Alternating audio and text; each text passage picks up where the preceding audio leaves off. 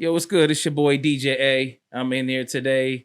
I got your man, comedian Lamont330. What's up, man? Hell yeah.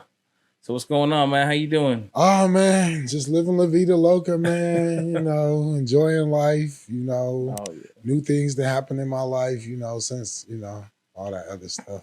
Hell yeah. Hell yeah. Hell yeah. You always been doing something interesting, man. That's why I tried to stay with you, man. I've been fucking with you for a long time. It's about time we finally got together onto something. Finally got to hear the whole story of how Lamont started. Where where the man came from. I'm willing.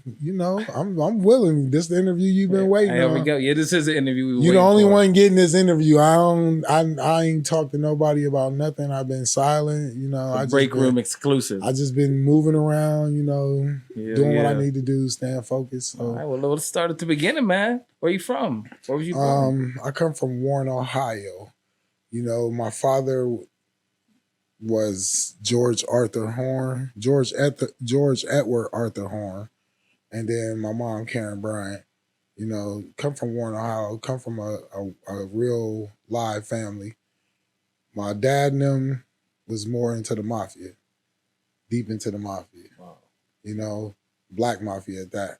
And then my mom's side, it's more whole cut churchy people. I come from a two-sided fence. So, man, how was it like growing up with that? Two totally different, like, parental figures, kind of. I mean, really, I never knew my father. Okay. My father died when I was 3 years old. So all the men I seen in my life was uncles and, brothers and stuff like that. But it was never no father presence there. So, I grew up wanting that. I used to see other kids have that. So, I was sort of jealous. So I used to lie and be like, yeah, my dad at home. Yeah.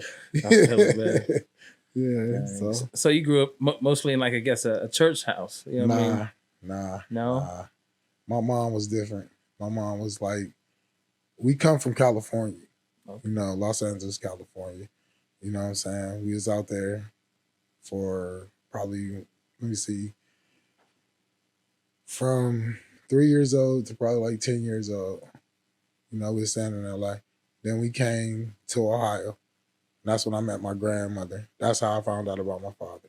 Okay. I met my grandmother. They was living on a farm. My grandfather was 6'7", with suspenders on, 300 pounds, looked like a giant. He was a Freemason with no knowledge, a high-rank Freemason with no knowledge. My grandmother was a high-rank Eastern Star. So I got a lot of good things in my background that, that need to be talked about. That stuff don't be talked about. So, you know what I'm saying? Yeah. That's where I come from. Not like you had to work. Like you couldn't sit around my grandmother and them just play. They always made you work. Like they got a farm. So you got to think about that. Oh, damn. Chicken coop. Always. Hogs. Farm work is hard work. Cows, pigs. It's nonstop. You know what I'm saying? My grandfather on the tractor. I was driving tractors at 8 years old. Damn. Just out there, doing that type of stuff. People think city life all the time. I was a city boy, but I was a country boy too. Yeah. Because I'm on the east side of Warren. The west side of Warren is like farm town. Yeah. If you go deep into it. So, Damn. Yeah. So what's up, man? So what was school like, man? What was you like in school? Were you? Because I know you funny as hell now. Were you always a comedian? Were you always a clown in school? I was always sitting next to the teacher. Like every grade, I sat next to the teacher. They was like, Lamar, I can't take it. Just move your desk right up here. So I'll be like, the teacher be teaching and I'll be doing everything she doing behind her back. Everybody be laughing. Mimicking her and shit. Yeah. So, I mean, my schooling was cool. And then, I played football for the Warren Little Eagles. Like, I played baseball probably like 3 years. Each year we was champions. Damn. And then football, we was champions, from middle team to big team. So then when I went to East Junior High, I played basketball and football. It was a good experience because I was good in both of them. Oh, damn. I actually played for the high school basketball. Went out for football. I didn't like tour days, so I quit. Damn. So you did one day? Yeah. Me and the coach got into it because he tried to play me like, oh, I don't think you that good. Everybody talking about. So I went out for every position just to show him like I want to play. So you can do it though. You showed him, huh? Yeah. Damn. So what was your primary sport? Basketball. Basketball. Yeah. Decent. Yeah, I had a lot of offers in basketball. Damn. But it's just you can still hoop right now? I coach. Oh, okay. Oh, okay. I didn't know. I've been coaching youth basketball for probably like 12 years. I got 3 back-to-back championships. And then I just didn't win any more championships coaching, but I had good records. You know, I went to the playoffs, well, the championship, but out of the 3 I won, I went back probably like 4 times. Yeah, so I just coach the kids the right way. You know, show them. You got that good experience. Yeah, quit always dribbling, doing the crossover moves and all the fancy stuff. Just be able to make the shot. Yeah.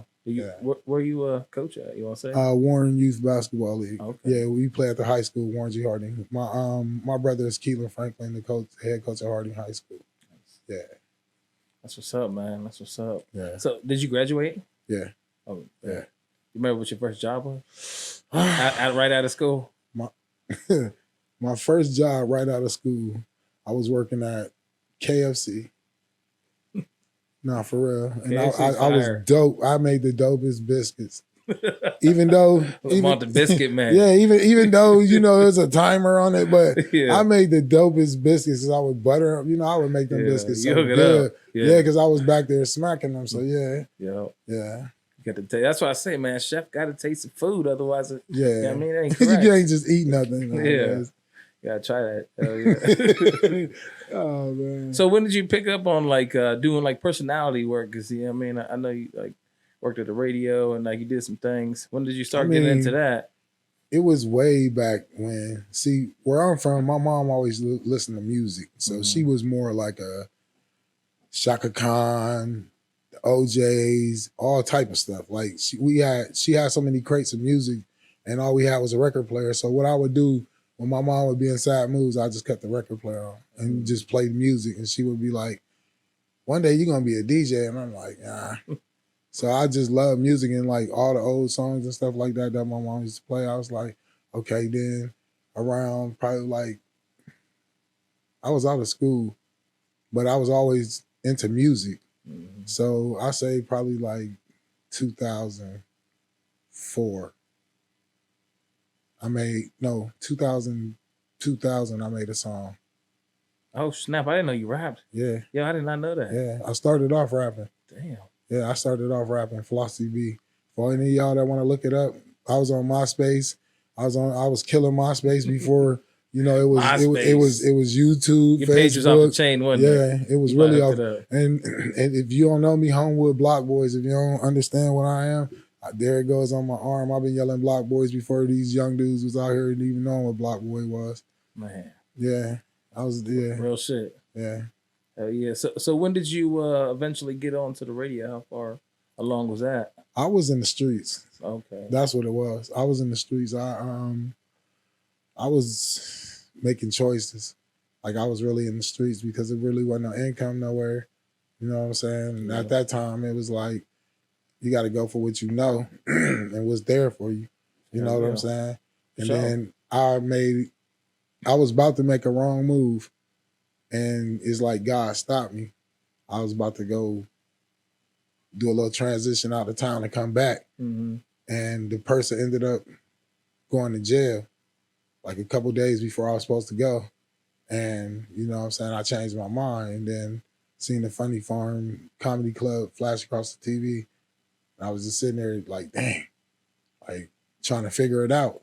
You know what I'm saying? Then I was like, let me call these people. Called them. They was like, yeah, we're doing a tournament. You can come on and get in. I'm like, oh, okay. Oh, snap. And I went down there. I got in the first tournament. It was rigged up, but I still got in. And they brought a dude who do characters. And I'm fresh off. I don't even know stage presence. I don't know nothing. I'm in there just talking crazy. Just learning it. Yeah, I wasn't even learning it. I was just in there talking crazy. I ain't care. I was in there talking mad crazy. And then it's like, okay, that tournament was over. And then one of the guys came to me. He was like, listen, you got to find some structure on what you're doing. And if you figure it out, it'll work for you. And I'm like, oh, okay. All right. This is what I'm going to do. This is what I want.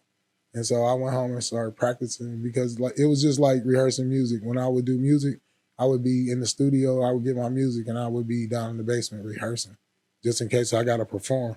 Yeah. So I started rehearsing. And once I started rehearsing, it came together. I was like, all right, bet. Got back in the tournament, won it. And they ain't even paid me my money.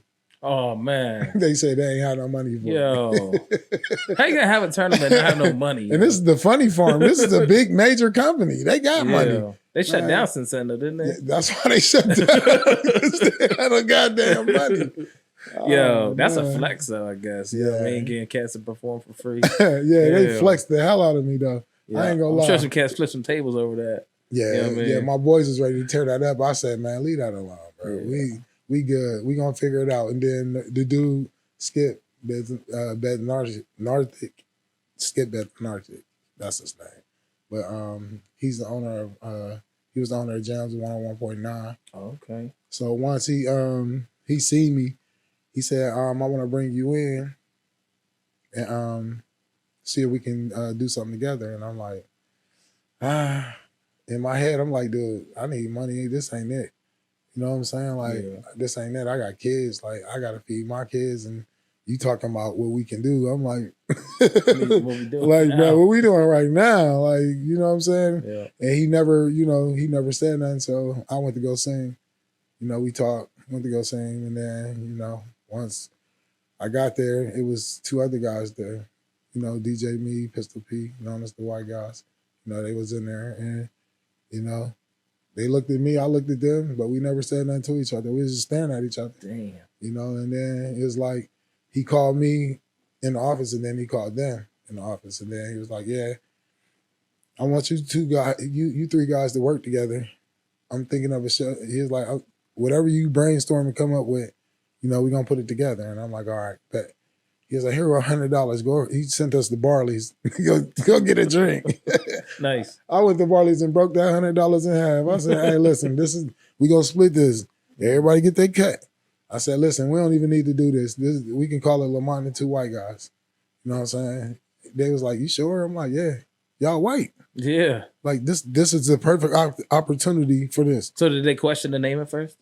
Skip was like, it's never gonna work. I don't think this is gonna work. Like for real. They was counting us was counting us down since the first time we pressed play on the mics. Man. Because they thought we wasn't gonna catch on. You know what I'm saying? And me being the person I am, you know what I'm saying? I always kept it fair for the white guys. You know what I'm saying? Because at first, when we first got on the air, it was more just rah, rah, rah, rah, rah, rah. The first couple of shows. And then my cousin recorded it and I listened to it. And I was like, oh man, I gotta get more structure. We just talking too wild. Yeah. And so, we started sitting down, coming up with topics, who was gonna say what, and then how we gonna come in. Shout out to DJ Me. Yeah. Zach, Zach was like he became so much of a leader of the show that I started letting him talk. You know what I'm saying? Because it was like, you got to let them have a voice. I already know how I do it. Let them have a voice. Yeah. You know what I'm saying? And it worked. Damn. All right, nice, man. So let's back up a little bit, man. Tell me about when you were younger, about your party days, man. I mean, to me, I'm going to give it to you like this. My cousin Chink started it off. He started it off with the house parties. Then I took over. I used to throw house parties because there wasn't nowhere for us to go. You know what I'm saying? So what I would do is, my mom lived on Kenilworth. So what I would do is rent my mom's basement. I got to pay her $20 to get the basement. So what I would do is put out little flyers. Come kick it with me for $1. Damn. Dues $2. Dollar drinks. $1 shots. I would make. Man, how old were you? I was like 16. Oh shit! He ran the whole bar. And yeah, I would make the mixtapes. You know what I'm saying? That's when you had cassettes. Mm-hmm. You know what I'm saying? Yeah. If your tape pop, I'll open up your tape and put the little nail polish on there. So when it play, it's going to play the same way. You know what I'm saying? So yeah, I was doing that. Then I had, my cousin was a DJ, Window Dancer. R.I.P. to my cousin Wendell Dantzler. He was a DJ and he DJed for the older people, but he had DJ equipment. But he would never let me take the DJ equipment. Yeah. He'd be like, no, I got a DJ. Mm-hmm. So he'd come DJ and have it running smooth. You know what I'm saying? Yeah. So I basically was hosting my own parties in my crib. You know, like police presence would be deep. They would be like, how you got all these people in this basement? And like, I'll be having like 100, like probably like 200 people in the basement. Damn. It would be 200 packed. people. It would be packed. That would be packed. In the crib? All sides, like kids. Like, I ain't gonna say 200. That's over exaggerating, but you know what I'm saying? It felt like 200. I bet you it looked like 200. Yeah, it looked like 200. In a small crib, man. Yeah. We broke a living room floor before. Yo. Yeah, we tore up a whole living room floor. Anybody get messed up? No, nobody fell through. It cracked. And everybody ran out the house. Like, we had to tell people to stop moving, like, come out the house.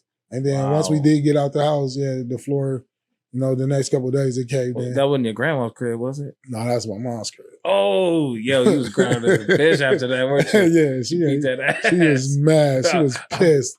Yeah, I don't even know what I would do if my kids broke my floor. I've broken her house before and threw a party. She was going out of town. She knew I was going to throw a party, so she took the keys with her.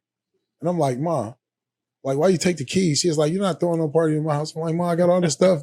And the DJ equipment in the house. She like, so what?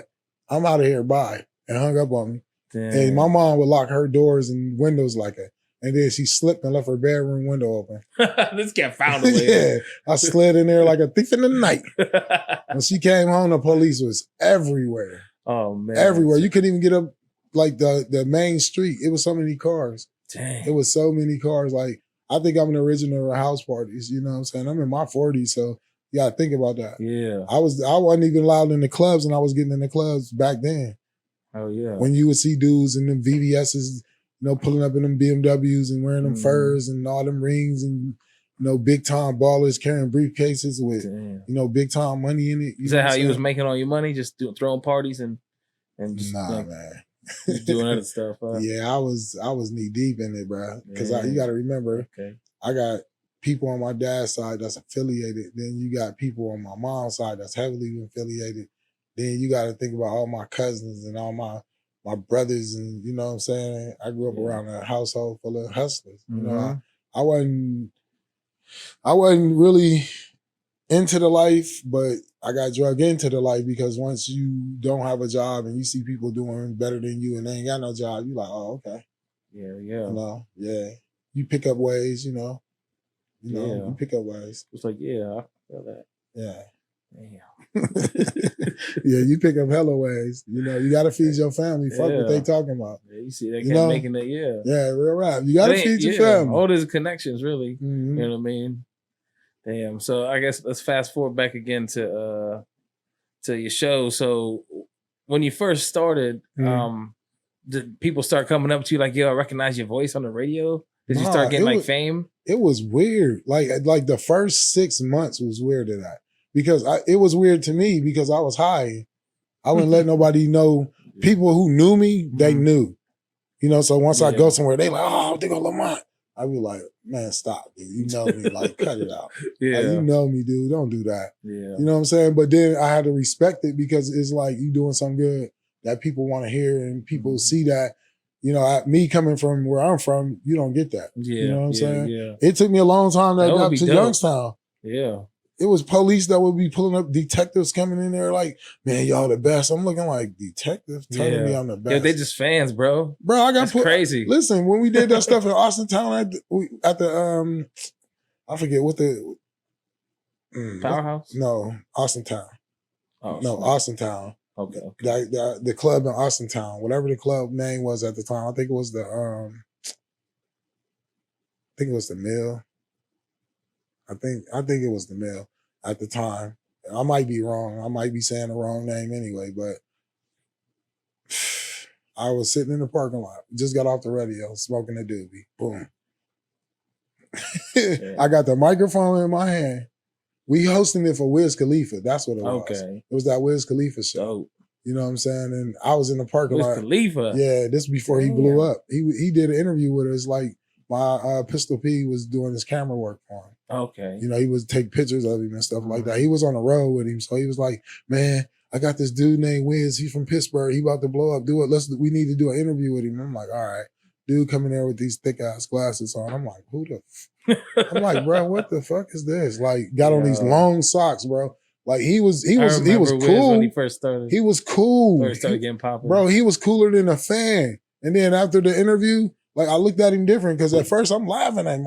You know, I'm laughing at him. First time I saw him, I thought he was kind of corny too. But I'm like, man, who is this dude? But then, you know what I'm saying? Once he did the show that we hosted, I was like, oh. He that dude. Yeah. He nice. Yeah, he is nice. He nice. I'm like, that dude gonna be hot. And then next thing you know, black and yellow. Once that shit hit, it was over. I said, oh, okay. And we caught him at that time when he was just getting into the game. So, you know what I'm saying? That was dope. You know, MGK too, Machine Gun Kelly too, the same way. Oh, for real? Yeah, Pistol P was doing his photography for him. And he asked me, man, let's do this Machine Gun Kelly. I'm like, who is it? Then he came in there and I bust out laughing. I'm like, man, what? The fuck is this? I'm like, man, who is this white boy? Like, what is y'all got going on? I'm cussing him out. I'm like, man, what is y'all doing? You just bringing people in here? I'm like, I could be bringing random people from the city in here. But then once he started rapping, I'm like, oh yeah, he's something nice. You know, I seen a lot of people like on their way up. You know what I'm saying? Like Trey Songz, Young Jock. Oh, damn. Yeah, I remember. I seen a picture of you and Young Jock. Yeah. Yeah, Young Jock a cool dude. I still communicate with Young Jock. Oh, for real? That's what's up, man. Yeah, I still communicate with him. Yeah, you have to link us all up one day. We got to do something. I mean, I know it's gonna cost some bread though. Nah, I mean, you know. Well, I heard he was doing Uber, man. Call him up. Yo, Jock, I need some fries, fool. Yo, you heard that though? Yeah. Did you hear he was doing that? Hey, man, you got to do something, man. Listen, man. I don't do just comedy. I work too, you know? Yeah. You got to keep on grinding, man. I mean, because sometimes your dreams don't pay your bills. I mean, nah, what it is you gotta have multiple hustles, man. That's true. Your grind gotta be, if you talking $1 million, your grind gotta be $1 billion. You can't be just talking and you ain't got nothing behind you. And that's why a lot of things is like it is, because people talk too much. They don't really be about what they be saying. Yeah, you imagine if Jay-Z was just a rapper? Man, Jay-Z is Jay-Z, man. Yeah. You know, they just throw money in front of people, you know. You gotta it's what you do with it at the time. Yeah. Yeah. Damn. So when did you start seeing did you ever see any kind of fame? Like cats really start like coming up to you like super hard after seeing like pictures of you, and I remember seeing you do like a festival or something. Yeah. With like the guys. The two white guys. Yeah, that was the first time I noticed it when we did like basically a pop-up at KFC because KFC was sponsoring our show at that time. You know what I'm saying? So we did a pop-up, man. Youngstown was so packed. It got packed so fast. Once we said we was on location and we out here, like I got scared. I was like, and it ain't nothing to be scared of, but you know what I'm saying? It's like so many people and all they wanted to do is touch you. Damn, that's all they crazy. wanted to do is just shake your hand. Like that's what they like that's we weird. We gave people something that nobody ever and nobody ever did that. Nobody ever did that. And we was the first unrated radio show. Like that can talk crazy, that was talking crazy. Like nobody else was doing that. I used to love that show. Nobody else was doing what I was doing on the radio. And I can tell you that from Ricky Smiley, Steve Harvey, none of them. Yeah. Ricky Smiley actually copied our radio show. Oh, did they for real? Look at the morning show, Ricky Smiley morning show, how he doing it. Yeah. How they just outran. Like we did an interview with Ricky Smiley coming in. He was flying in. He was going to Cleveland. The interview for their radio show. I like But he was listening to us. You know what I'm saying? Damn, I didn't know that. He was like, man, I listen to y'all show, man. Y'all some crazy dudes, man. Like y'all funny and hilarious as hell, man. Y'all funny. Yeah, all them dudes. We had Cleveland about to shut down. Cleveland radio station was about to shut down our radio show. Because y'all was taking over there. Yeah. Damn. Like our numbers was crazy, like high. All out of Youngstown. Yeah. Damn. Like we was the #1 radio show in Northeast Ohio, period. Like nobody had ratings like us. We had I think it was a 9.8, a 9.8, or a 9.4, or a 10.4, one of them. Man, how long did y'all run for? We ran for 2 years strong. Like our first year was dynamic. Our second year was just off the charts. Our second year is what made the ratings go higher. Damn. You know, Steve Harvey wasn't even competing with us on that. You know what I'm saying? Like nobody was. We had the #1 show. Yeah, I know he was popular from Yeah. my perspective. I don't remember exactly where I was in life, but I do remember listening to the show. You know what I mean? And I got people still to this day, like anywhere I go, that's the first thing. Lamont and 2 white guys. That's the first thing they say. Yeah, you had somebody over here, Brian Keller, trying to act like he was me. I said, come on, dude, man. And then it was so crazy, man, because I thought he was a cool dude. You know, there's no disrespect to Brian, but you know, the way he moved on that, I told him, like, bro, like that ain't nothing for nobody to be doing. They're not paying you. If they didn't give me my 3 checks, do you think they're gonna pay you? Damn. They weren't paying him? They wasn't paying me. Oh, man. That's why I left the radio. I wasn't getting paid, man. So it was like an internship, man. No, DJs. you were supposed to get paid. I would assume you get paid because you actually own the radio, making them money. Now listen, this is the contract. We started at $12 an hour. On the contract, this is what it said. And you got to think about it. Each month, you got 3 shows. Mm-hmm. That's it. Oh, how many shows? 3 shows. A month. That's it. Yeah.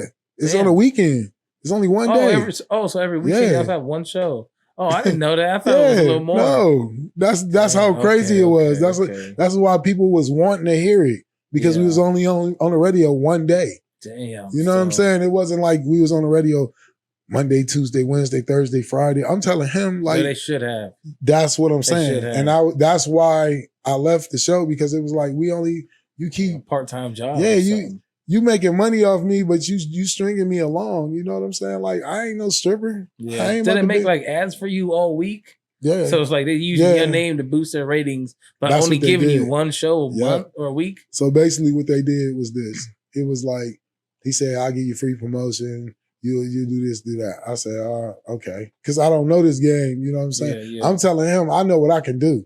So the free promotion gonna work its way out. Yeah. But once I caught on to it, it was like, wait a minute. Hold up. Okay, forget the free promotion now. Let's talk about the money because I'm starting to see new carpet.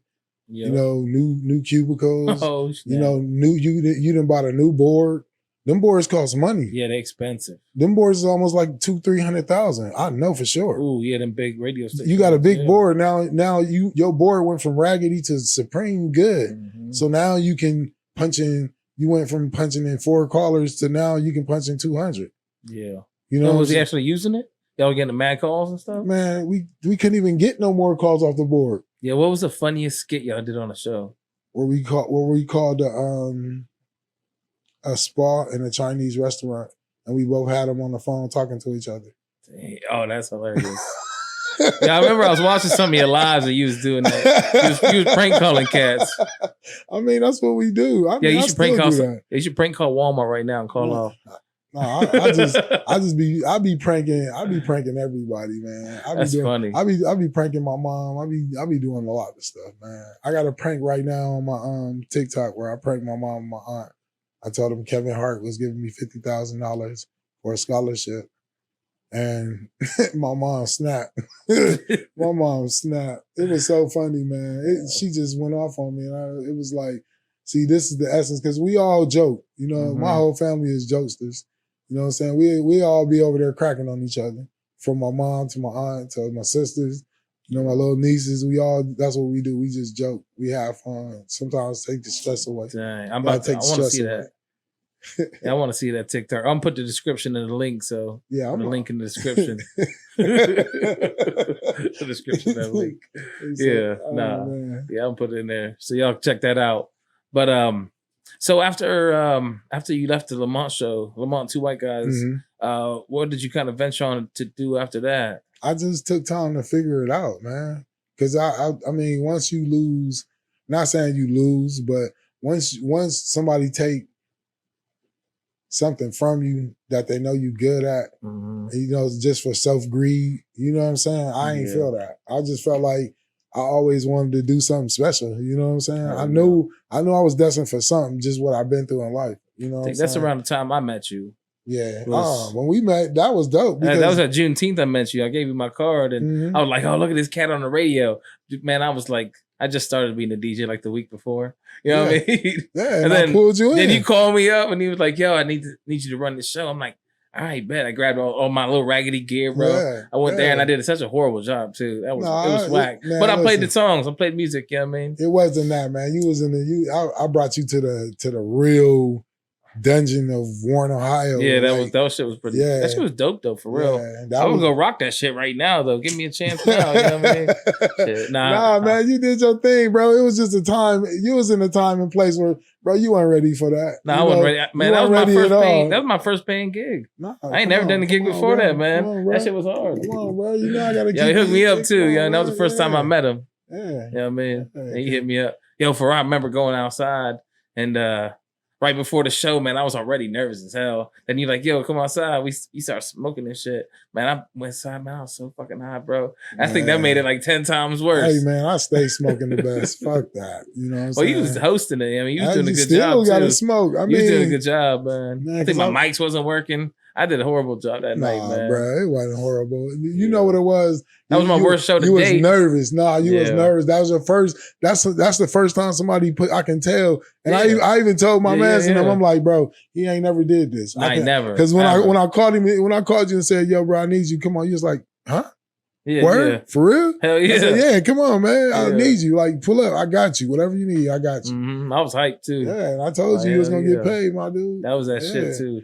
You got to look out for the people. Yep. You know what I'm saying? You run across good people. So we did a couple shows since then too. Yeah. I mean, now I think I did a lot bigger since then though. You know what I mean? Mm-hmm. I definitely grew in my DJ experiences. I'm a retired DJ now. I don't do that shit no more. Yeah. That shit was rough work. You know what I mean? That's why I quit rapping, man, because it was like, man, at the time I'm going on stage with the whole pistol. Damn. I'm on stage with the whole pistol. All my people got guns. We coming from the hood. Like we traveling looking like a pack of hyenas just ready to just go. And I had to just quit. It was like all these dudes lying. I'm really from the projects and I gotta listen to this dude. Like, come on, man. I seen you host a lot of shows with some big. Who's the biggest artist that you hosted for? I mean, to me, it ain't no big artist because I deal with a lot of like, okay, so far, Juvenile, MJG and A-Ball,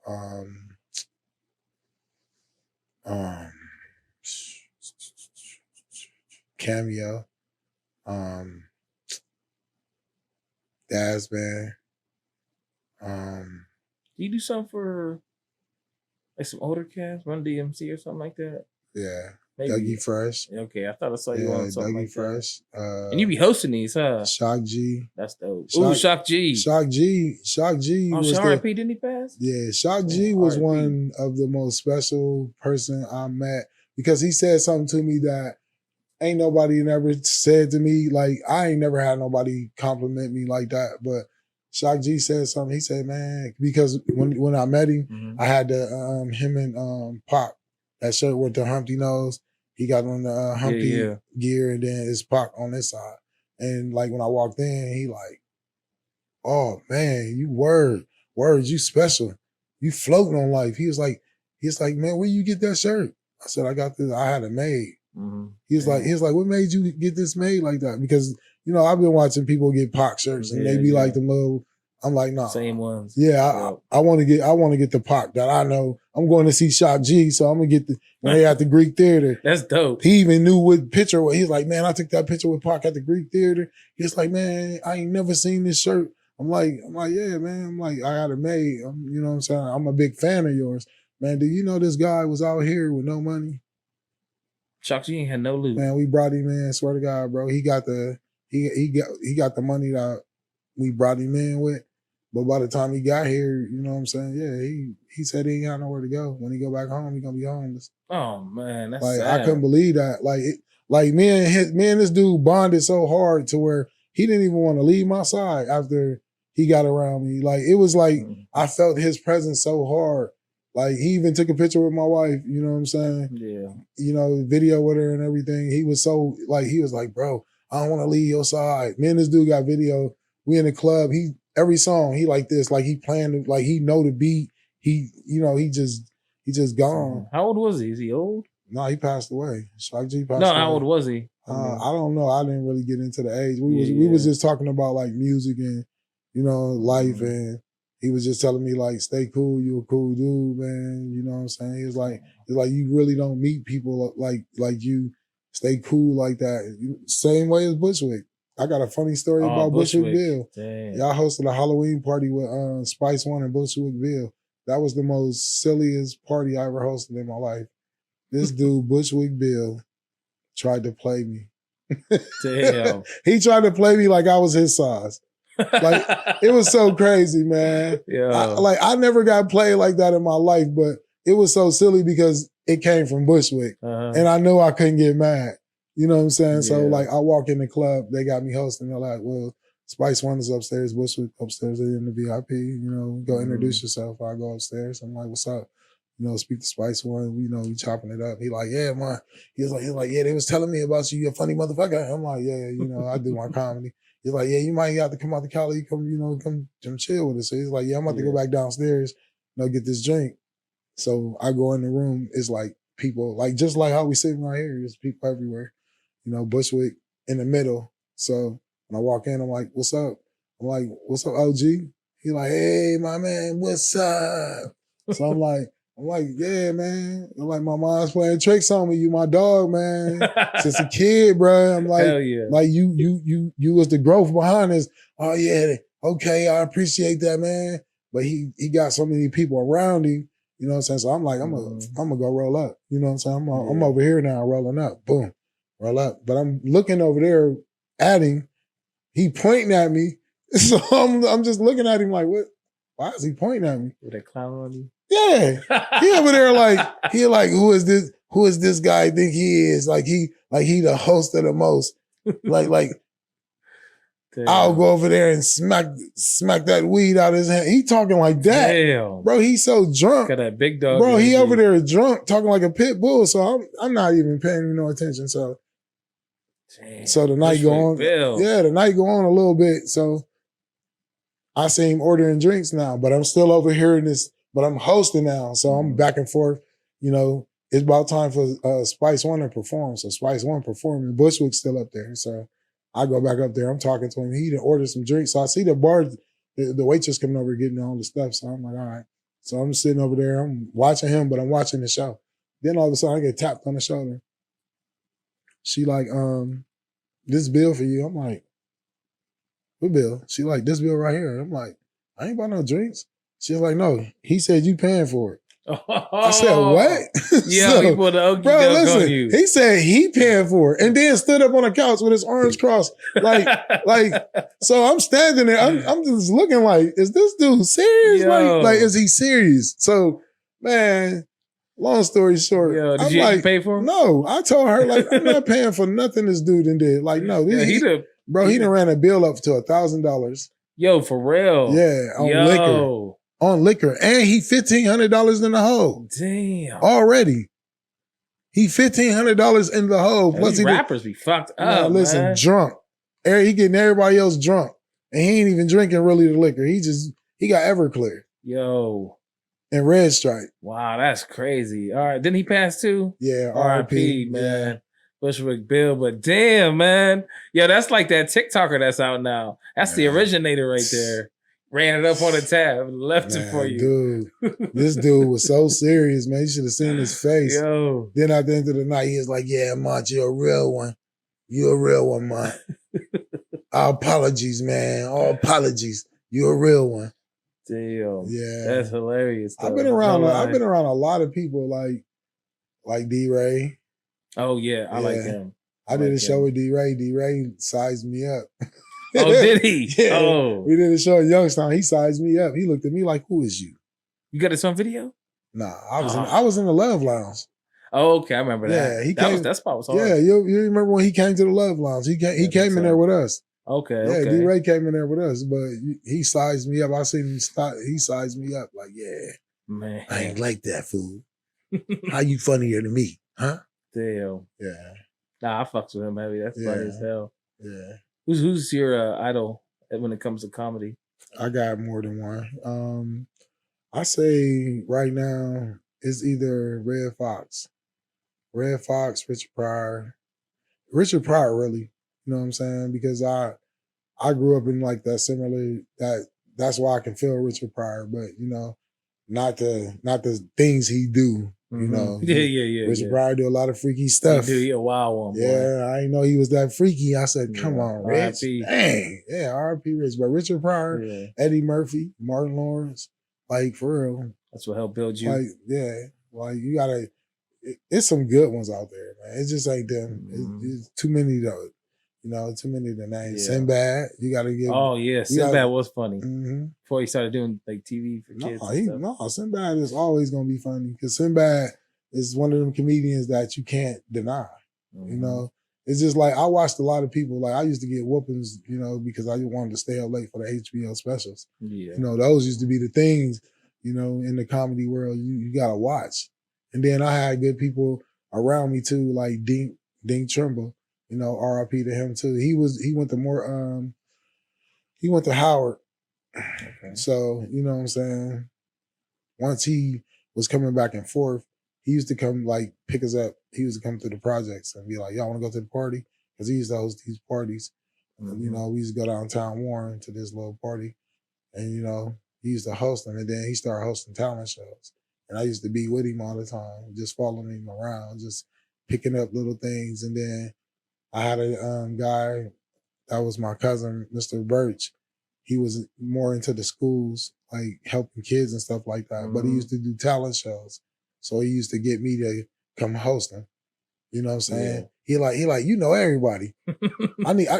Come host this show. I'll pay you. I'm like, all right, bet. You probably saw some wild acts too. Yeah, it was so much stuff like Easy Access. They came to Warren and danced in Warren. You know what I'm saying? The Youngstown dancing group. That was back in the day with Rufus Black and them. You know what I'm saying? They came and used, that was Mr. Burst to put the talent show on. You know, he just had connections and stuff like that. But that's dope. Yeah, that's how it all started. I miss talent shows, man. Yeah. Is there any going on around here you know of? No, man. These kids act too crazy. You gonna have 10 fights and 10 shootouts at a talent show. Yeah. Like, come on, dude. Definitely, man. They be wilding. They be in their feelings too much these days. Everybody in their feelings. People can't take criticism. No, they took the masculinity out of being real. That's it. That's real talk. You know? You can't tell somebody how you truly feel about their performance or anything. You know what I mean? Like, yeah, that shit was whack. Yeah. You know what I mean? Yeah. I tell them motherfuckers still today that shit is whack. I mean, I don't give a fuck. I used to get told that. People be like, you corny, boom. I'm like, what? Shut up, bitch. I'd be like, what? Like, before I even say hi, like, I was in Cleveland one time, bro. Like, man, Cleveland is wild. They will boo you. They don't care. You got heckled? Man, did I? I got heckled by an old lady, and she took her teeth out. Yo, she talk shit? Yeah, she was talking bullshit. Damn. She was like, who is you? Don't nobody know you. And she was drunk. Yo. She was like, get off me. Fuck that nigga. I don't know that nigga. Damn. I said, damn, grandma. She said, call me grandma again. I'm going to beat your ass. I'm like, oh, man. Yeah, she was. I don't even know how to handle that. Shit, I got followed outside. By the old lady? No, shit. I was in about that action. I was in Florida. I did a comedy show in Florida. I was in was it Orlando? No, it was Jacksonville. I was in Jacksonville. He had a heckler, went in on him. He talking country, I'm talking just like him, but I'm just killing him.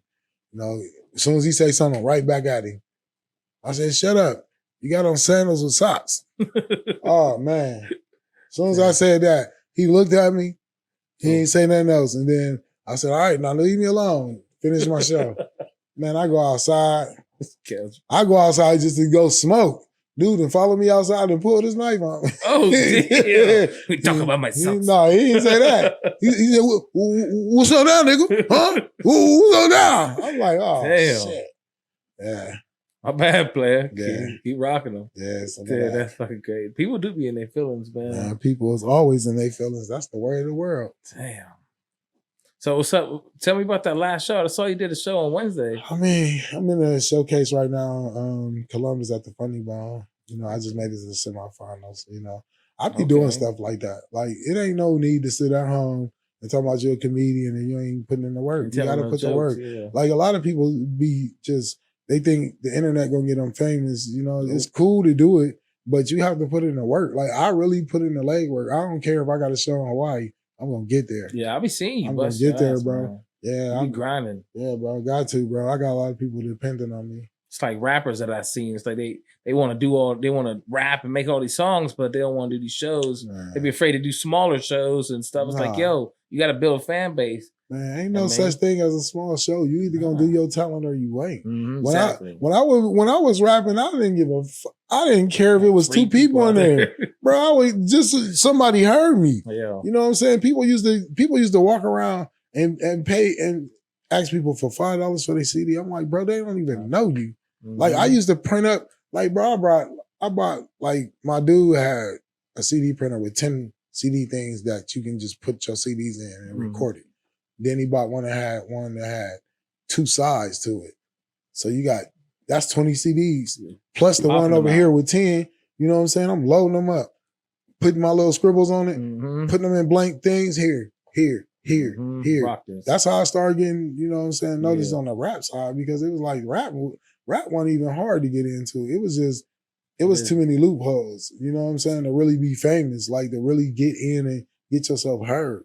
It's too many loopholes, and they don't tell you that. They have you spending money around and around and around until you go broke. Yeah. You know what I'm saying? So that's why I quit, because it was like, I'm spending $10,000 here, save $20,000, that's gone.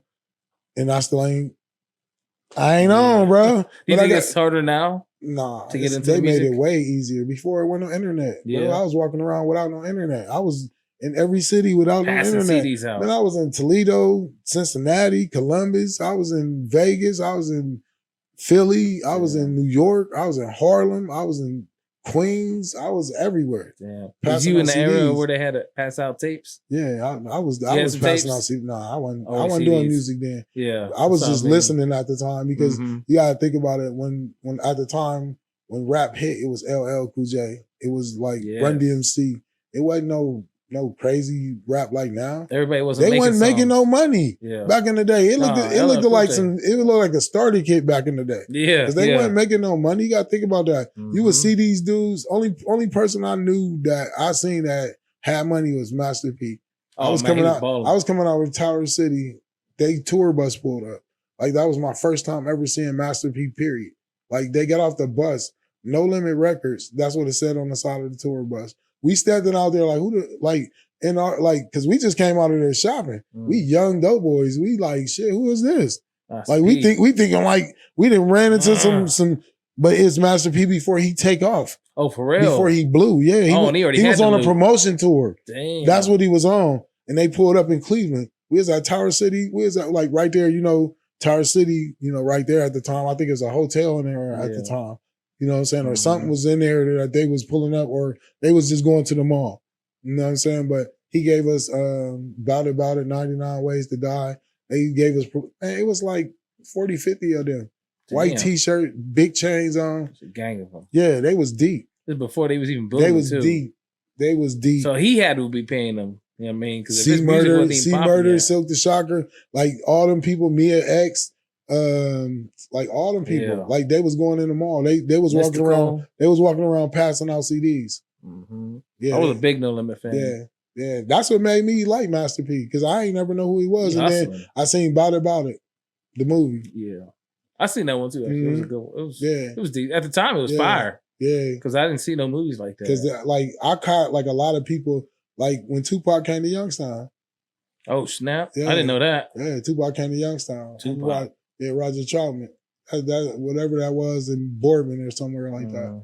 Like that was a long time ago. You know what I'm saying? Damn. I used to because I was traveling a lot. I used to go to Tyson fights a lot. Roger Troutman was out here? Yeah. Damn. Yeah. I didn't know that either. Yeah. I used to go to like the fights, the Vegas fights and stuff like that. You know what I'm saying? Yeah. Damn, that's what's up, man. So what's up, man? Tell me about this the 330 entertainment thing you've been doing. I see you've been working on that for a while. Well, what it is my entertainment brand, my company. You know what I'm saying? I've been working on that for a minute now. You know what I'm saying? I started it 2015. You know what I'm saying? When didn't nobody even know nothing about LLCs. They weren't even doing them. You know what I'm saying? I just ran into it, and it was like, let me start my business. Let me get my business right. I was just pushing at the time, trying to figure it out how they could be successful without leaning on somebody or getting mad because ain't nobody helping me, Yeah. So I helped myself. You know what I'm saying? Hell yeah. And then after that, once I started doing that, it was like focus on you. Now focus on what you need to do to make yourself successful. So I was like, I'm just gonna go ahead and work. Now here go to work. Put the work in. You built the house, now put the work in. And then, come up time and goes on, not healthy, toxic relationships, how to get rid of all that. You know what I'm saying? And then it was like, once I found myself, it was like, all right, now I can build myself up. I had to reinvent myself. I had to find myself. So where do you want to see yourself go, as in your career or anything? I mean, right now I'm just, working to build more legacy for my family. I just want whatever I do or be wealthy in or whatever comes with my success, I want it to trickle down to my kids and make them successful or give them a leeway to do something other than just focus on negativity or always be trying to be the person in front of the limelight. Yeah. Who ain't got the right instructions to help nobody. Because a lot of people right now in the limelight, they're not helping nobody. They destroying us as people. Yeah. TikTok should be crazy nowadays, man. All that shit. No, you need to see that type of stuff because you need to see what's going on, man. If you live behind shelters thinking everything good, then you lost. Everything ain't good no more. You got to make sure that your family good. You got to make sure you good. That's it. Everything else, you already know if you mess with it, what's coming with it. Yeah. So when's the next time you're doing a comedy show? You have anything lined up right now? Right now, yeah, I got some stuff in the work. Right now, I'm in the focus on this tournament right now because this tournament is something that can help me go further in my career for real. It's just I'm focusing on one thing at a time. Like I got other shows coming up, but they're more towards the summer. Okay. Right now I've been chilling. My birthday, this is my birthday month, man. Snap. I've been relaxing, man. My birthday on the 27th. Oh shit. My kids, my daughter's birthday was on the 9th. Other daughter's birthday was on the 10th, and my dad's is on the 23rd. Then mine is the 27th with my sons. Okay. Yeah. Hell yeah. So what's up, man? What kind of music you listen to? I'm still listening to old school. Okay. Death Certificate, Ice Cube. Oh, NWA 100 Miles Running. It's an old shit. Spice 187, Mac Mall, Mac Dre, E40. The Click, Damn, that's who's in your CD player all the time? Yeah, I YouTube everything. My playlist is hard.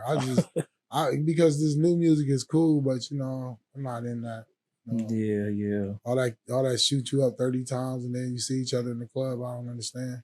Yeah, well, ain't that what old rap was about too though? They always talking about shooting on fools. Old rap was they see you, it was up. Yeah. That's just like right this now. week I want to shoot you, next week we homies. Yeah, it ain't none of that. Yeah, I feel it. If you rap back in the day and you said it's up, it's up. What you think about some of these newer rappers? Like what you think about like Lil Baby?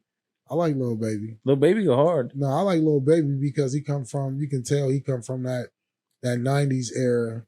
He got that. He's seen a lot. He got some experiences in them flows, I heard. He's seen a lot, and plus, he was around the people that was doing a lot, so he got a lot of advantage on this corner right now. So I appreciate Lil Baby. I like Lil Durk too. Okay. I like Lil Durk. I like fuck with King Von.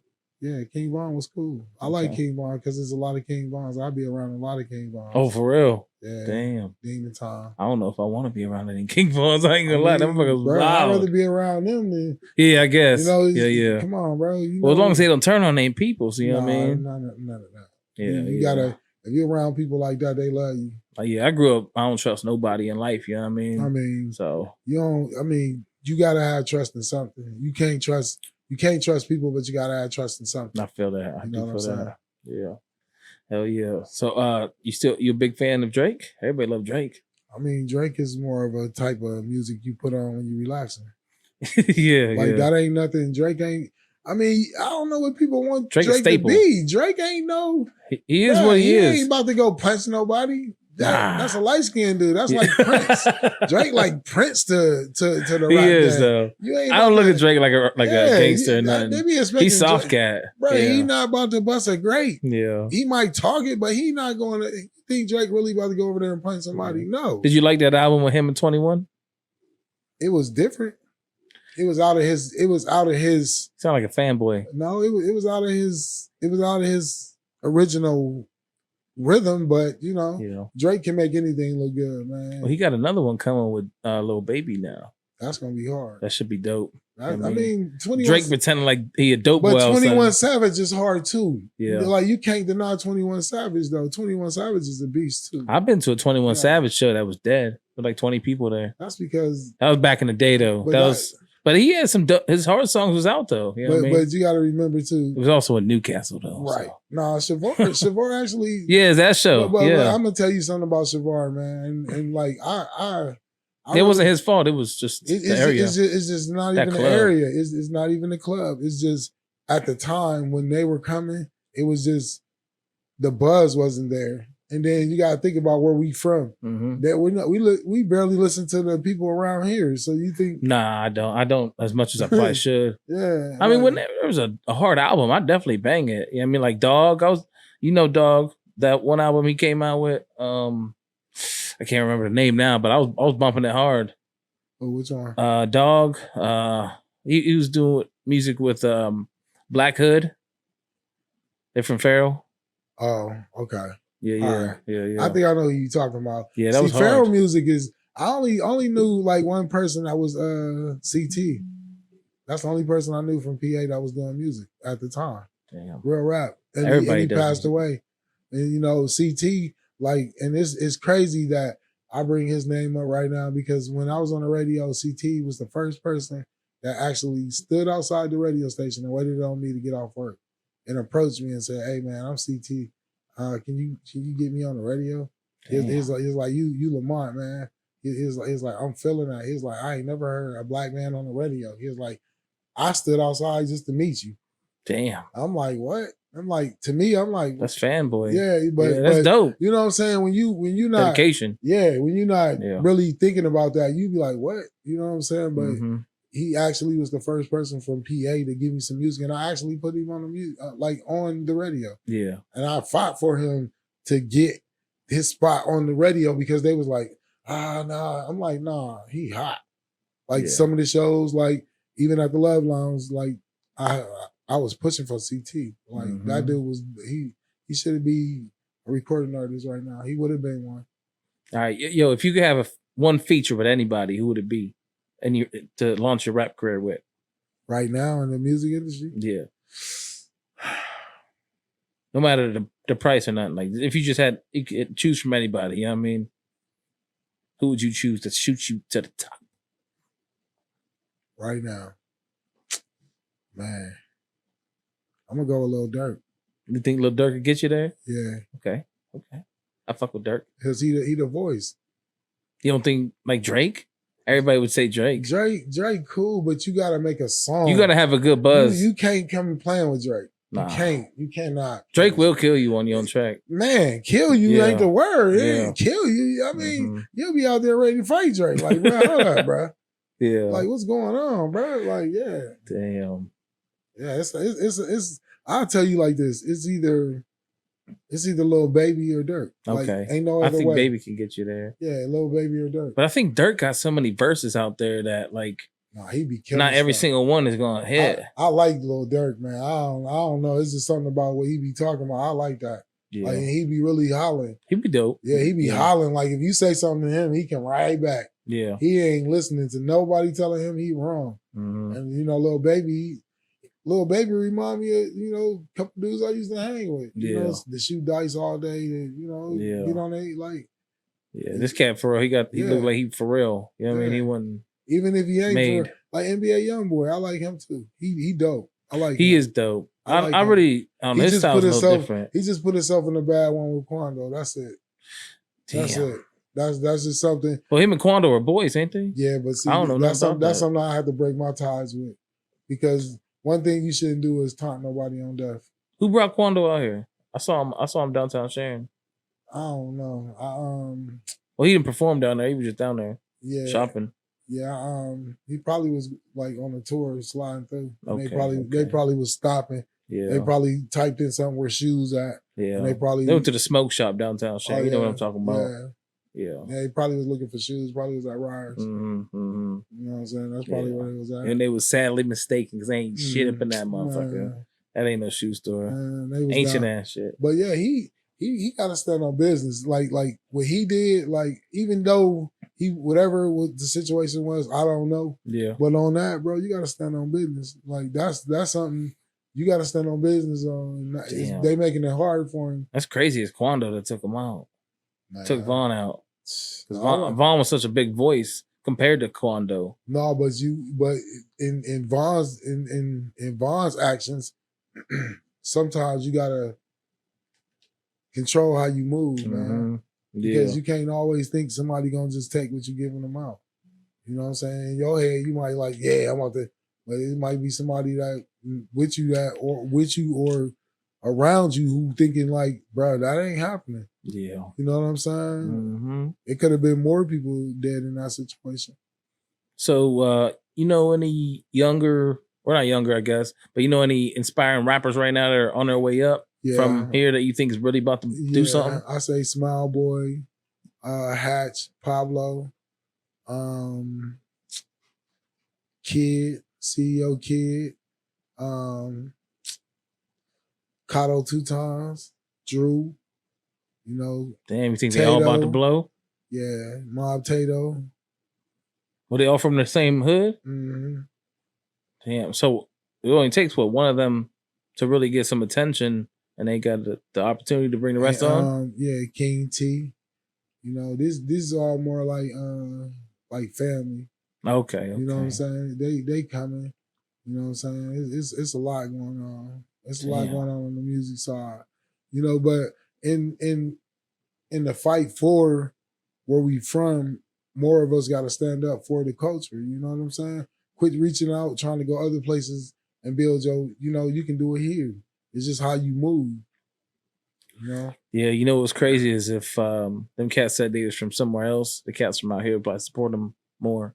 Nah. It's weird. Nah, don't never say you from somewhere else. Nah, and I won't say that, but if for some reason they thought they was from somewhere else. Nah, you know what I mean? Nah, I mean, you can rap that. You can act like it, but that don't mean nothing. Nah. You know what I'm saying? You got to be you at the end of the day. Cats don't support the cats from their own neighborhood for some reason. Nah, they do. It's just, bro, if you around me every day saying, bro, listen to this. And then I see you a month later, 2 months later, listen to this. And it's the same song. Yeah. Then I see you 8 months later, hey, bro, listen to this. And it's the same song. Damn. Is that what it's like? That's what it's like. Damn. Like people need to, like I tell any artist, and this is real stuff. You need more. Quit trying to make an album. Quit trying to do all that. Make you a mixtape. Some singles. Yeah, make you some singles. Yeah, singles. Like quit making. Hand out different songs every time. Man, don't nobody know you. Ain't nobody about to buy that. Yeah. Like, let's be real. I guess a single to me would be the best option because you're giving them something new every time you hand them something. Yeah, that's what and it's not, you ain't got to listen to this whole album. Just listen to this one song. That's what I'm saying. You don't like it? Chuck it. The more you give somebody an essence of a song instead of trying to make an album and don't nobody know it, ain't nobody about to pay you $10, $14, $5, $6, $3. Yeah. They don't know you. Just because you popping on Facebook or somewhere else, they still don't know you. You know, and then you got a lot of rappers boosting their image, fake money, fake jewelry, you know, fake renting cars, making it seem like first you gotta fake it till you make it, though. Nah, bro, don't fake nothing, bro. You gotta be real. Don't you stand up? Don't Come bullshit. on, man. How you throwing rocks and hiding your hand? You ain't even got no loot. A lot of these rappers is broke up until they get a deal. Nah, it ain't even a deal, man. That's what shows is the money. See, I'm gonna tell you like this: it's not a deal. It's what you invest in yourself. Okay. It ain't a deal. You can be the hottest rapper in America, but if you ain't investing no money into yourself, how hot are you? You in the club throwing money. You got on $1,500 shoes. Your pants cost $500. Your shirt costs $200, and you shooting a video for $50 or $100. Oh, come on, man. Come on, bro. Yeah. People looking for the cheap way out all the time. Yep. They won't even invest in themselves. Mm-hmm. You know how many of my connects I done reached out to? Like, hey, this dude ready, this dude hot. And then when it's time to go to the promised land, ain't nobody got no money. Mm-hmm. That's unheard of. I don't know. Maybe I'm wrong. Maybe I'm right. I don't know. I'm just trying to figure it out. Like, is these dudes gonna make music or are they gonna cry about it? Hell yeah. I was gonna ask you about what you think about Blueface and Krishan Rock shit. I mean, I'll tell you like this. That shit is nuts to me. No, I love it because that just show the essence of a female. Mm-hmm. When you be like, I love you, you really gotta mean that shit. Because that shit right there is love. That's nuts. That's love, bro. You think that's love? Man, I thought it was clout chasing. If I had a female like that, man, like clout chasing what? She love that man. Well, they both getting clout off of each other right now. You know what I mean? I don't care. That's love. She can go on without him now, technically. But that's still love at the end of the day. That's love. Do you think he's holding on to her for the clout? He got money, man. You can't mess that type of money up. He got a single. I know, but Bust I mean, Down Tatiana is a single. That's old, but he's still getting paid for it though, isn't he? Right. He getting big money off that song. Yeah. That's what I'm saying about singles. His OnlyFans shit for that house he has is making money too. He posted a picture of it. He's making like $800,000 a year off it. Did you hear yourself? 800,000. Yeah, that's a lot of money, son. A year. It's a lot of money. It's a lot of money. Hell yeah, I would love 800,000. That's a lot of money. You know what I do with 800,000 right now? Oh man, right now, 800,000. What would you do if you had $1 million right now? First off, I'm buying me a strand of marijuana. Strain. I'm buying your own. My own. What would you call it? Choke. That's a hell of a name. Choke. Yo. Real rap. And then, after that, call this shit right here death. I'm gonna give me a farm. And then, get my family straight. That's it. Damn. That's it. That would be dope though. That's it. You build one house for the family, everybody good. You ain't gotta do nothing. One big ass house. Yeah. You ain't gotta do nothing. We thought about that too. Man, you ain't gotta do nothing. Everybody good. Hey, can't nobody complain. Mm-hmm. Can't nobody say you ain't give me that. Buy some cars so everybody can drive. Get on. See you later. Yeah, you gotta have multiple kitchens though. Come on, bro. You know what I'm saying. You live in a big family. Yeah. I'm from a big family. Yep. Let's come on. Yeah. You gotta have that multiple kitchens. How many nights everybody slept on the floor? Or yeah, for real. Your cousin them come to spend the night. They ain't moved. Mm-hmm. They ain't left in 3 months. They still there. Yep. They still there. Come on, man. Come on, man. Damn. Yeah. So you think Krishan gonna grow up to be something big? Yeah, she gonna be nice out here. Once she calm down, because she putting on she gotta put on that persona. She gotta get that think bag. That's fake? No, that's that persona to get that bag. Yeah. You know what I'm saying? That shit on no jumper. No, that's something. But see, you never know what type of demon you dealing with. Yeah. You don't know what type of demon you dealing with. I'm trying to roll up and talk to you. Am I cool? Oh no, he good. Yeah. Okay. All right. Yeah. Nah, man, that interview she did on No Jumper was crazy as hell. Like she was wilding out for no reason on there. Nah. Yo, you want a rolling tray? No, I'm good. You sure? Yeah. All right, we got one. Yeah. I'm good. Yeah. I ain't no rolling tray. So drop nugs all over the floor and shit. No, see, you smoke with the wrong people, not me. You used to rolling up in a whip on break, ain't you? You that type of dude. You don't want to walk into the store, then I smell the weed. He said, that's him over there. Yeah. I want the high one over there to bring me out. He said, yo, son, what you need, B? Shit. He said, I need 4 cigarettes in the bulk bag. Hell yeah. Damn. Yeah, shit. Yo, so my homeboy was talking about he had this dude hit him up on the internet, and he worked at a church or whatever, but he was like talking to him a little bit, trying to bullshit with him. Then he dives into trying to offer him money for sex and shit. And my homeboy, being fucking weird at the time, I guess, he was like, he said, I was just curious. He goes, how much you offering? You know what I mean? And homeboy hits him with $50. Your homeboy, let me get on the mic and say this. Your homeboy like boss. You ain't never curious about how much somebody can pay you. I would never. Sex. Like a man? Yeah, another man. I wish a man would come up to me. I would be like, sir, what the fuck is wrong with you? Like, is you smoking crack? Oh yeah, we was just talking about it last night, and It's so fucking funny. Yeah, No, what? but that comes down to the question though. What's your gay price? How much for you? I ain't got no gay price. You would never, Oh, huh? Hell no. Exactly. Hell no. I got gay cousins. That was enough. I don't need to be fucking gay and watching them. There's way too many kids. No, that's what my homeboy said. Because he thought it was just his homie. So he was like, yo, he was trying to like suggest people to him. But he was like, nah, I want you. I like virgins. You know what I'm saying? And he's this big dude. He a big dude. He work at a church. He a pastor. You know what I mean? So he thought it was just like his homie or something type shit. That's past to leave it in. Oh, God. Damn. He said, I want you to pray over here. Naked. Oh, you just want to be a little usher boy. He said, God got something for you in these hands. He said, let me show you what Jesus ain't let you in. Oh, shit. No, I mean, damn. I don't, you know what? I ain't got no gay price. I don't care. That's a lot of money, but nah. Gay price, like who the fuck came up with that? Like who the fuck would even come up with a gay price? Like what's a gay price? I don't do that. I offered him $50. I was starting an offer. $50. That's rape. That is, bro. That's not even cool. He just said, "Here, I'm gonna give you $50." You only worth $50 for real? Man, damn, what? Bro, this shit priceless.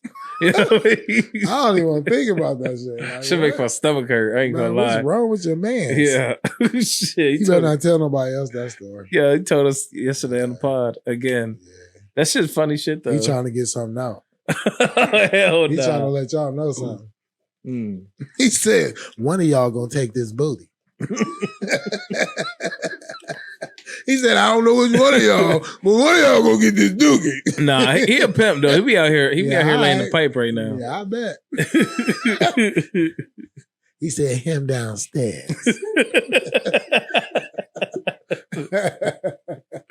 He said, all my life, I had to fight for this booty. Oh, you hear that, Drew? He's coming for you, man. He roasting already. Hey, Drew, don't tell nobody that.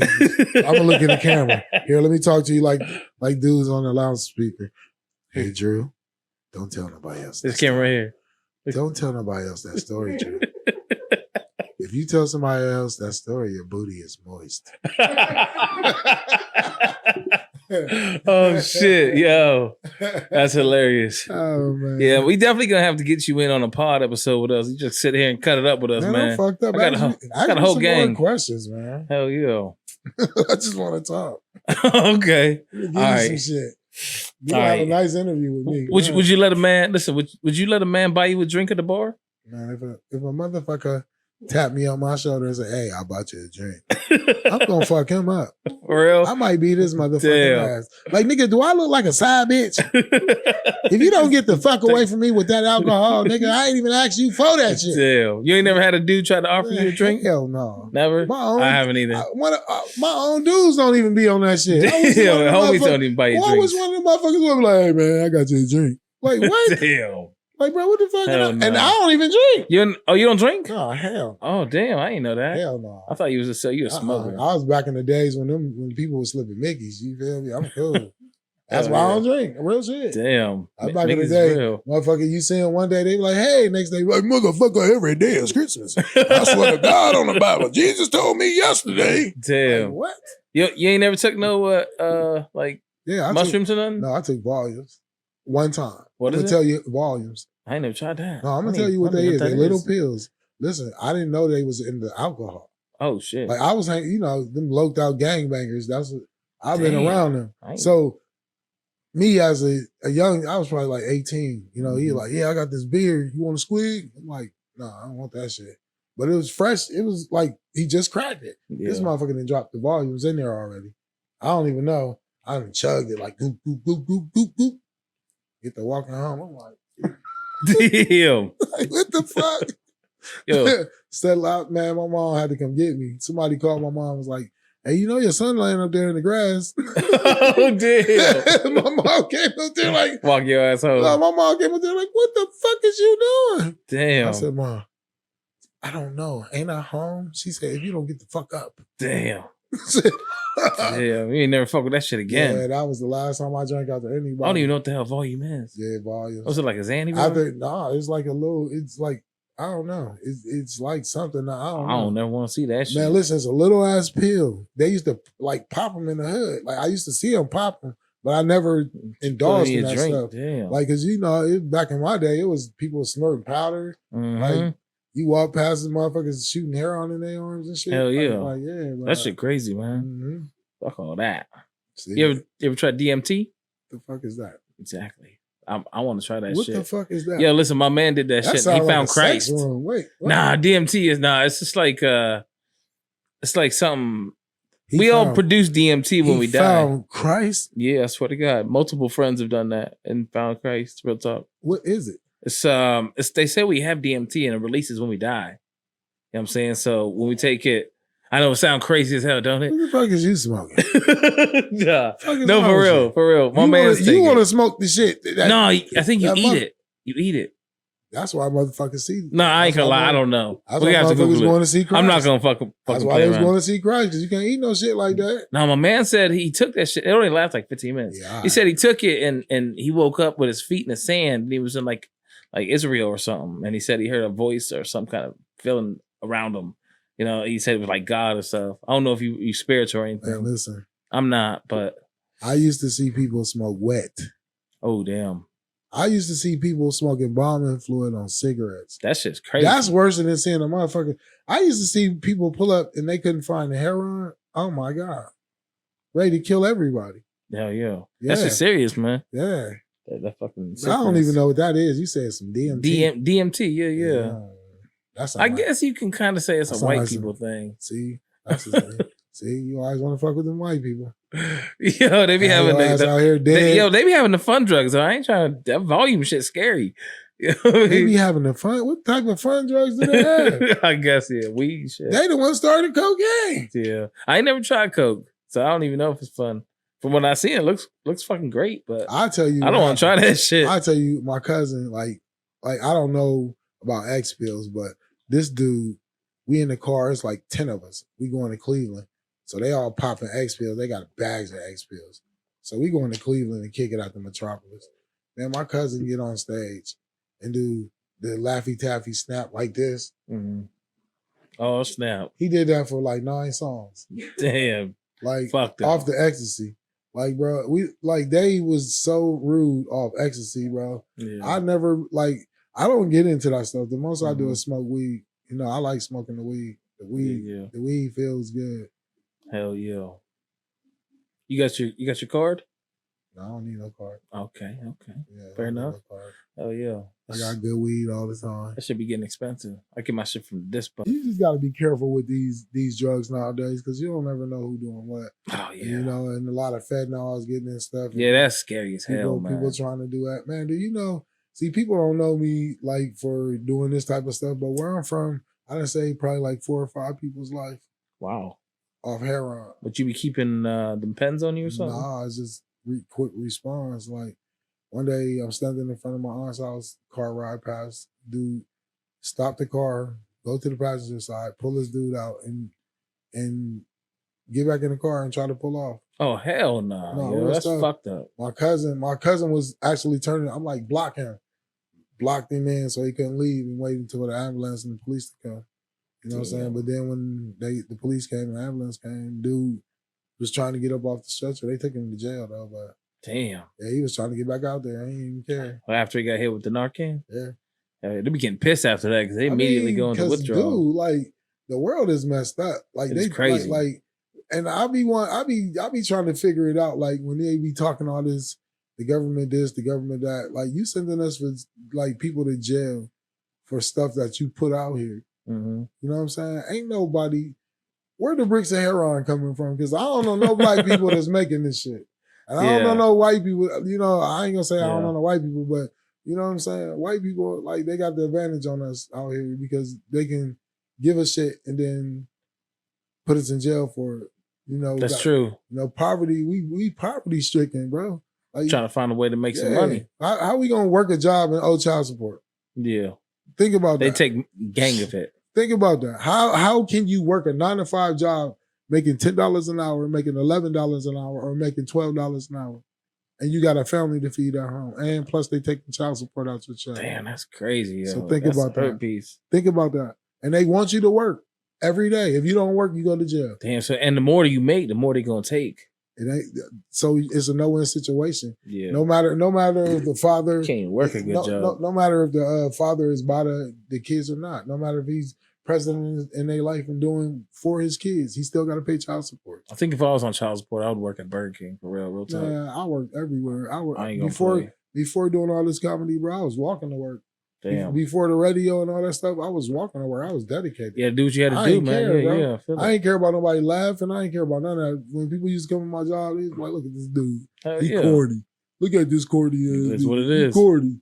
You know, I used to hear that all the time. I ain't never put my head down. I ain't never belittle myself. I always said, I'm going to get there. I'm going to work. Mm-hmm. I'm going to work. You got to grind. That's it. Well, now you about to become more famous than you ever been. Fucking with me, watch. Uh-oh. I'm about to launch you up. Uh-oh. Well, launch us up. Watch this. Man. Watch this, son. You about to be up there. I ain't gonna be able to be a stripper no more. I ain't gonna be able to make some more money like I used to. Everybody gonna recognize you now. I'm about to get some clips of you and shit. Uh-oh. Now we about to put you on a show, man. You down to jump on with us one week? Man, I'm with it, bro. All you gotta do, listen. I'll tell you a couple days in bond we advance. got, bro. All you gotta do is tap in with your bro, and I'll come slide on you. It's that easy, you know how I go. I like the whole setup. I ain't gonna lie. Mm-hmm. I feel real comfortable. I like this whole little, the whole little setup. I like everything you did down here. Mm-hmm. Amazing. It's just nice and comfortable. You know what I mean? It's amazing. I feel good, bro. Yeah, normally we got, you saw how I did. I'll show you the video. We normally got 4 people in here. Mm-hmm. Then I got my man's, he be on the internet, so we put him in because he lives in a different state. Yeah, but he got a different take. I feel this. We all got different personalities, so it clashed pretty good. Yeah, that's the key to success in this business. Just clash with people and work with people. Yeah, that's how you get out here. Man. We ain't afraid of arguing or whatever. You know what I mean, you better not be scared to talk to nobody. What the fuck? Man. Some cats be all trying to be all soft and it's like they try to avoid conflict. You know what I mean? It's like, nah, man. I be calling people bitches all the time. Not my people, but I'm just saying. Like, you can't be calling. I ain't calling you, but you know what I mean, or motherfuckers. I'm just saying. See, get a little kelpie, huh, man? Yeah, but see, you gotta see. Don't say bitch to nobody. That's the rule. You can't do that. Just if they feeling, be like, man, you fugazi. Fugazi. Yeah. Damn, that's old school. You fugazi. No, that's real rap.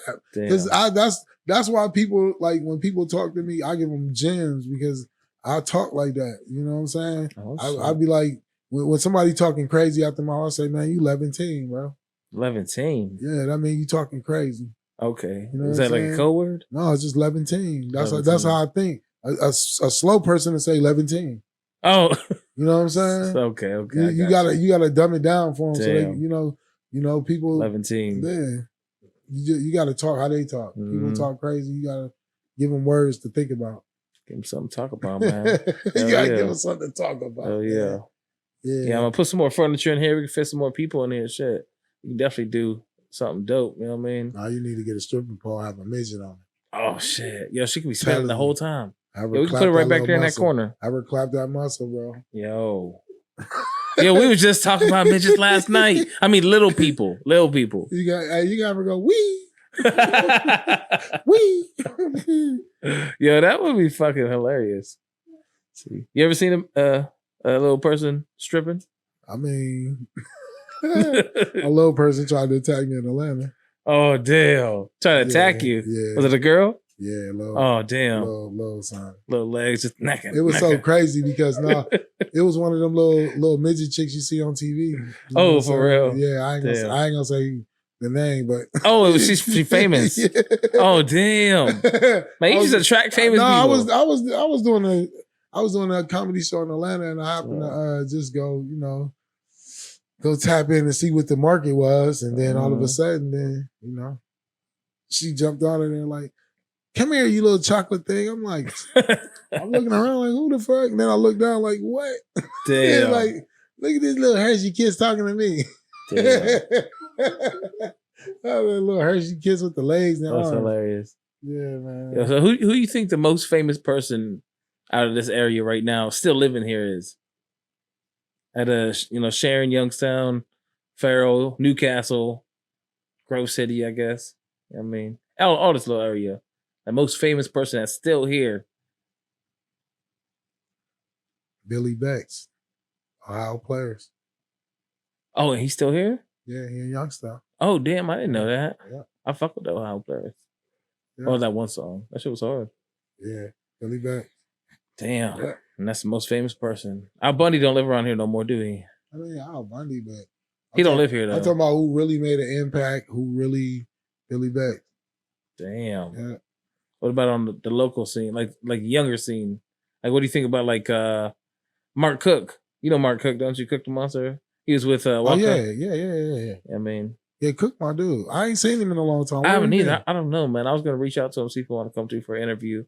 But yeah, if you get him, I'll most definitely sit down. I think he'll definitely pull up. Yeah, because I ain't, you know what I'm saying? I ain't seen Cook in a long time. Yeah. Well, I don't know what he's up to right now. I ran into him with dealing with Shavar. Okay. Yeah, he a good dude. Yeah, I fuck with Shavar too. Cook the Monster, yeah. Shavar still be doing shows? Yeah, 615 Shavar Brown. Yeah, you know what I'm saying? Yeah. Shout out Shavar, man. Good dude. That can't be about bread. He's supposed to. That's what it's all about. Yeah, man. he don't play, don't fuck around. If you out here in this world, man, you got to get to the bag. It's a lot of people ain't getting to the bag, man. They're not comfortable in themselves. I remember, what show was it? He was doing a show. I think it might have been that 21 show. And it was like halfway through the performance and somebody was trying to come in. He was like, yeah, full price still. Yeah. It's like, damn. I'm halfway over. Nah, because he about to do 3 more songs out. Because you got to think about it like this. You got to lay the legwork for how you want your business to go. Yeah. You know what I'm saying? So if somebody come in and disrespect your business, you're going to let them do that all the time. You ever been to Changes out there in Newcastle? Yeah. I hosted a couple of shows with Shavar. Yeah. You know, he even did some shows at Elevate, that little Dirk show. I was the host on that. Okay. You meet Dirk? I mean, I can say what's up to him. Okay. You know, Shavar always made sure that when he bring people, you gonna say something to him. Good. You know what I'm saying? He wasn't the type of dude to be like, no, you can't talk. He'll put the people in the back, but you will be able to talk to them. Yeah. Well, you know establishing a connection, it gives you an opportunity, even though you ain't gonna like immediately exchange shit right away when you first meet a cat. But y'all can feel each other out sometimes. It's like, you seem like a good dude. You know what I mean? Yeah, somebody spread the word to Shavar about me. That's how I met Shavar. Okay, bet. You know what I'm saying? And then he linked in, me and him linked in. We've been cool ever since. You know, his wife Q is my homegirl. She like a good friend to me. You know, she always been cool too. You know, both of them is my friend. You know, and I respect them. So yeah, 615. Damn. Yeah. Man, I was thinking. Sometimes I've been thinking like maybe me and you should go out and hit the road again. Start doing shows. You doing the MC work and I just hit the turntables, you know what I mean? I'm with it. Shit, because somebody should really pick up like a local Saturday gig or something. Man, you know what I mean? Just something to do. You already know what's going to happen. It's going to get lit as hell. Yeah, you already know what's going to happen. Yeah. I can bring them up. My skills got way better since back then. I can actually spin. I gotta see you do something because back then that shit was horrible. Hey, nah, man, it wasn't even horrible. I didn't do nothing. You came in there, do nothing, dude. You were so nervous. You was sweating. You shaking and shit. I'm like, my songs were skipping and shit. I'm like, what the fuck is you shaking for? You like, bro, I've never been around this type of situation. There's guns everywhere. This nigga was in there. He was like, hey, bro, this dude got guns. I said, I know, bro. I was in there with my brother-in-law at the time, man. He was like whiter than white. You know what I mean? Him and his corny ass girlfriend. And you know what I mean? I'm like, damn, man. This cat. I thought he was gonna start some shit. Nah, hell no. Nah. He was everybody cool. I'm where cool. Where I'm from, you good, man. Honestly, that's my normal spots. That's where I DJ at the best at. Like I told you, where I'm from. You seen how people, you know, I got a good squad around. Yeah, that shit was cool. Yeah. Nah, I always DJ at like the Elks or something. You know what I mean? It's always been like I did Rascals. I did gang shit everywhere out here. That's good. I'm glad that that show pushed you to do a lot of good things, bro. Because I think I got locked up after that show. You did too. Then I came back out and I was like, I ain't trying to do that shit I used to do. I was trying to make a different path. A fucking show. You told me. No, bro, I ain't doing it no more. Hell no, I'm over here hustling. I'm making bread. And then I see you. Where did I see you at? I see you somewhere. You was like, hey, man. Hit me up for the show. Hit me up for that show. I'm like, nah, fuck out of here. I be going through his phases. Like, nigga, hell no. Like, I was trying to get out the game, you know what I'm saying? But like I was trying to do something different. I already seen it. It's hard. I already seen it when I first, when you first lit. I'm like, this dude hustling. I know he is. Like, this dude, wow. Like you trying to show me you're a good dude, but you over here, you over here Nino I always want Brown to and shit. look. I want to look like a good guy. Well, that was the point. You know what I mean? I always want to look like a good guy. I want to look like fuck out of here. Oh shit! See that shit change. See now I'm finally a normal ass Joe. You know what I'm saying? Yeah. I But mean, shit. we both. I mean, Still, hell yeah. bro, you gotta crawl before you walk. Hell Ain't yeah. nothing- you Then know- learned all them Man, lessons. you know how long I've been doing this fucking comedy, man? I've been doing this comedy for over 30 years, bro. Damn, man. You feel me? 30 Damn. years. So how old are you? Yeah, I'm 45. Oh damn. Yeah. That was a good record. That don't even look like it. Yeah, nah, bro. Nice and Yeah, fresh. You know what I mean? Yeah, Shit. It's That's taking the care of age, yourself. yeah. You know what it is, man? Mhm. When I was in my 20s, I was wild as fuck. Damn. You know what I'm Yeah. saying? Then your Mhm. 30s, you start slowing down. You know what I'm saying? Mhm. You started looking at life like, hold That's where on, I'm wait at a right minute. now, man. Nigga, I've been in jail. I keep going in and out of jail. I'm like, this hustling ain't working. Everybody telling. Yeah. Like, you know what I'm saying? I'm like, man, I gotta Shit ain't figure it worth out. Yeah. Then when I first got a job, I was like, oh, hell no. Shit whack. Yeah, I'm showing up to work. I'm letting these people talk crazy. I'm like, I can walk up the street and make this money. Leave me alone. Man, that Like- shit was cool till they told me to trim my beard down. I'm like, yeah, you gotta be fucked up. Man, I got hired at this job. I passed the drug test. Damn. They told me 2 days later, we need your hair. I said, Damn. what? I said, what? I was like, what? Man, fired me. I said, oh, Damn. man, like this shit crazy. So you know what I'm saying? You go through that stuff, man. Yeah. You're going to go through your ups and downs. But 30 years in this Mhm. game. 30 years Yeah. of just doing comedy and like it's finally to the point where I'm loving it. Hell yeah. That's You what's know? up, man. Loving it. So you gotta keep riding that shit, man. You a funny ass dude. I was just watching that clip, man. I'm gonna share the TikTok link in the description. You know what I'm saying? So if anybody Man, wants you to check gotta that be out. funny, man. I've been through a lot of shit. I ain't had no brothers. I used to get jumped. Then I ain't, we come like my dad and them side had money. My mom and them side didn't really have money. So, Yeah. living with your mom and you don't get all the good shit, you know how I go. Yeah, You yeah. buying Sprints, a little plastic shoes, slide across the carpet and shock people. You remember them goddamn shoes. Yeah. You going to Payless to get the K-Swiss Mm-hmm. or the That's what it was like, too, kangaroos or the fake Reeboks, this real plastic at the bottom. You know what I'm saying? Yeah, I ain't know about Nike till I got to like. Man, I ain't know about none middle of that school. stuff until I started hustling. Oh damn. Like real rap. Yeah. It took hustling to get me some stuff. Like I paid for my prom. Damn. I Yo. paid for my prom. I paid for everything when I graduated. Like I went to the prom like I just won $1 million. Damn. I had Felt on a good though. I had on a Michael Jordan tuxedo. I don't know, Michael Jordan tuxedo with a ball head. Damn. Rocking it though. Yeah. Rocking it. Yeah, I had like $1,500 in my pocket. What kind of cat were you in high school? Was you like popular and shit? No, I was a loner. I would Okay. crack jokes and shit on people. Like people would come give me the crack jokes, or I'd be there like the class Yeah. clown. But other than that, I'd be by myself or with my cousins. Like I didn't really people would always try to fight me. Yeah. Like I got tired of that. Like Yeah. having to hang with people, then all of a sudden here come a fight. Like bro, I'm like You use jokes to like cover up pain type shit sometimes. nah. No, My jokes you let come that from- shit out. My jokes come from I'm just a funny person. Like I just love to be funny. I love to smile. I love to be happy. Mhm. Like I don't know Hell yeah. who like to be mad all day. Like, That shit is who the annoying, fuck wanna yo. be mad all day or stressed Yeah. out all day. Like that's what That's it what I'm is. talking about. Like my stress come from my comedy come from not even stress, but my comedy come from always being on punishment, always being bad, always, and then like I'll be locked in my room or you know what I'm saying. I have to Mhm. find something to do, yeah. and then they take my TV. So I'm in a room like I'm in jail already. Hell Shit, yeah. I gotta find something to do. Mhm. Then I started making the co-hanger basketball hoop. Damn. My mom got tired of me jumping. Yeah. You know, Yeah, that sounds like some shit I'd running be- into the door. What Hell the yeah. hell is you doing up there? Sit down. Building shit. Dunking on my brother, like, doom. She come up there, whoop us. Yo, coat hanger Yeah. basketball hoop. That's Yeah. new. I ain't never heard that one. What? Nah. I can bro. make you a co-hanger basketball hoop. You can get you a Damn. sock.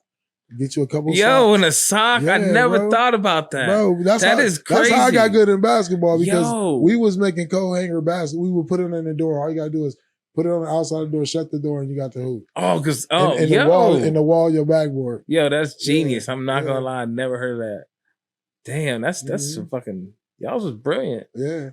What else you got? I know you got some other shit you was building. Yeah, we was doing it. We was like my brother was like take headphone sets, take them apart and make them louder. Like so your headphone is like usually your headphone set to be just medium. My brother had turned it up. Damn. So you got the loudest headphones. I don't even know how to do that. Yeah. As a grown ass man, I don't know how to do that. Yeah, we used to dabble on a lot of stuff. Damn. My cousin was the first burnout phones in history that I know of. Damn. This dude was this dude was making burnout phones, cable boxes. Damn. Yeah. That's fucking fire. Yeah, that was back in the day. Hell yeah. Then the feds picked him up in the middle of the street. They blocked him in. Yo. No, this dude was like a nerd, like complete nerd. Like this dude made some crazy concoction. Like we in the garage. He like, watch this. He threw it on the wall and it caught on fire. Burned down his whole garage. Oh damn, what the hell was it? I don't know. It's some shit he made. Something he made in the tube in the science thing. Oh shit. I'm like, dude. Like, caught on fire. Yeah. And we was locked in the garage. Yeah. We had to bust the window to get out. Yeah, dude. That's crazy. Yeah. I've been around a lot of people that was doing a lot of good things. Oh yeah, that's what's up, man. That's some dope shit. All right, I guess we about to wrap it up though. You know what I mean? Getting a little late. Shit. You wanna give a shout out to anybody? Maybe I just wanted to give a shout out to my kids, first of all. You know, my wife, my mom, my aunts. Rest in peace, Uncle Rich, rest in peace, St. Jan. You know, shout out to everybody from Homewood, the east side, west side, north side. You know, just everybody from Warren. Shout out to Youngstown because they've been rocking with me too. PA been rocking with me too. Sharon Farrell. You know, I mean, just everybody. Hell yeah. Everybody that know me, Lamount330. You know, be looking for me. If you don't know where I'm at, you can find me on Facebook, Lamount C Bryant. You know, I got a page, Lamount330. You can look up too. Lamont Bryant, the other page. My Instagram, Lamount330ENT. You know, my TikTok, Lamont C Bryant. You know, if you got any inquiries, you need me for anything, email me, 330ENTLLC@gmail.com. You know what I'm saying? And let me know. Book me for shows. You need me for any comedy shows. You need me for anything. You know, tap in with me on the email. I answer. I respond fast. You know, so good quality work. And be looking out for my hoodies. I got my hoodies about to my new hoodies about to pop. My new clothing line, No Love, about to drop. I got a lot of stuff I'm working on right now. So just follow me, look forward to me, you know, and make sure you get what you're looking for, you know, as far as comedy. You know, on the music side, I'm about to jump back into working with artists and helping them get to another level that they need to get to as far as like pushing their music, their brand, you know, working with the 330 ENT LLC group. That's it. All right, that's what's up. All right, it's DJ A. It's the Break Room interviews with your man, comedian Lamont330. We out.